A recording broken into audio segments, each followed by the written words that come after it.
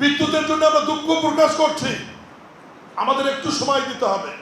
আমরা রাতারাতি বিদ্যুতের উন্নতি করতে পারবো না। গ্যাসের যে সমস্যা ছিল সেটি আমরা সমাধান করেছি।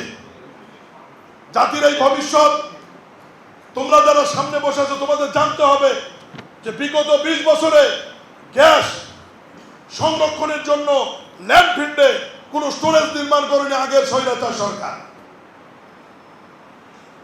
ভাসমান জাহাজে গ্যাস নিয়ে এসে রাখা হয়, সেখান থেকে পাইপলাইনে গ্যাস সরবরাহ করা হয়।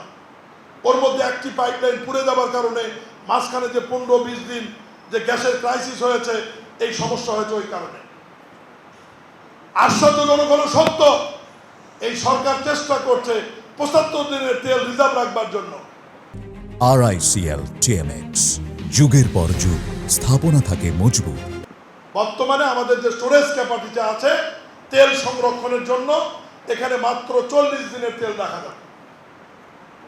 নতুন করে উদ্যোগ নিয়ে ল্যান্ডফিল্ডে আমরা আবার স্টোরেজ ক্যাপাসিটি বৃদ্ধি করছি, যাতে কমপক্ষে 2.5 মাসের তেল বাংলাদেশ সরকার মজুদ রাখতে পারে।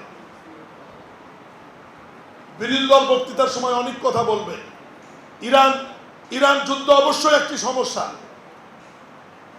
এর মধ্যেও আমরা কিন্তু দেশের মানুষকে বড় ধরনের যাতে কষ্ট না পায় সেই চেষ্টা কিন্তু আমরা চালিয়ে যাচ্ছি।